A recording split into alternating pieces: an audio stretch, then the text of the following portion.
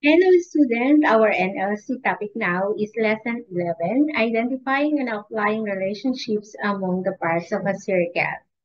Let's start from a review. Complete the given statements with your partner. So your review is all about some parts of the circle. You can pause the video to answer each given. 1. Each of the circle parts AC, BC, BD, and AD make up the circumference of the circle is called a or an block. The answer is arc. 2. A or an blank of a circle is a straight line that joins the center of the circle to a point on the circumference. What is the answer? Radius. 3. Straight line joining any 2 points on the circle of a circle is called blank. Chord. Number 4, a blank angle is an angle whose vertex lies on the circumference of a circle and whose arms are 2 chords of the circle. So you have the word 2 chords of the circle. What do you think is this? The answer is inscribed. So inscribed angle. I hope you got all the 4 correct answers. Let's proceed to language practice. So the title is Complete Name. Clue. An angle whose vertex is the center of a circle whose legs or sides are radii intersecting the circle in 2 distinct points. What do you think is this? Central angle. Is a straight line that connects 2 points on the circumference of a circle. What word is this or what part of the circle is this? Chord. Next, it is the distance around the circle. Answer is circumference. The angle formed in the interior of a circle when 2 chords intersect on the circle. The answer is inscribed angle. A half circle formed by cutting the circle into 2 halves. What do you call this? Semicircle. It is any straight line segment that passes through the center of the circle and whose endpoints lie on the circle. The answer is diameter. I hope you answered correctly all the given.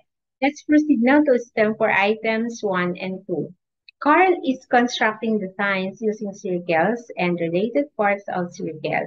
To create his design, he needs to identify the various parts of circles, use and relationships between them. For diagram 1, so this is design 1 part A. In design 1 part A, Carl has divided the circle into 3 parts. O is the center of the circle. A, B, C, and D are points on the circumference of the circle. A, B, and OC are straight lines. So this one, A, B, and OC. For diagram 2, design 1 part B. In design 1 part B, Carl has drawn straight lines from B to C and from A to C to form the triangles BOC. So this one, BOC. And AOC, AOC. He knows that OC is 25 centimeters long and he measured the line AC to be 43.3 centimeters long. In diagram 3, design 1 part C, in design 1 part C, Carl has added chords AD and BD. So AD and BD. He measures the inscribed angle, angle ADB, ADB, and notes that it measures 90 degrees. He also observes that this is the case regardless of where he places D on the arc ADB. And pause the video for item 1. Let us have item 1, question number 1. How many times longer than OC is AD? The answer is 2 times longer. Since there are two OC in one AB, so 2 times longer. What term should Carl use to describe the parts of the circle AB and OC? So we have AB is for diameter. So this one is the diameter. And OC is the radius. Next, what shape is formed by arc ADB and line AB? So this one is the arc ADB and line AB. So what shape is formed? It is half of a circle and it is called semicircle. Item 1, question number 2 to I. What fraction of the area of the shape is the shaded area? So we'll have 60 over 180 degrees. Since this part is 180 degrees and the shaded part is 60 degrees. So what part or what fraction of the area of the shape is the shaded area OBC? So the answer is 1/3.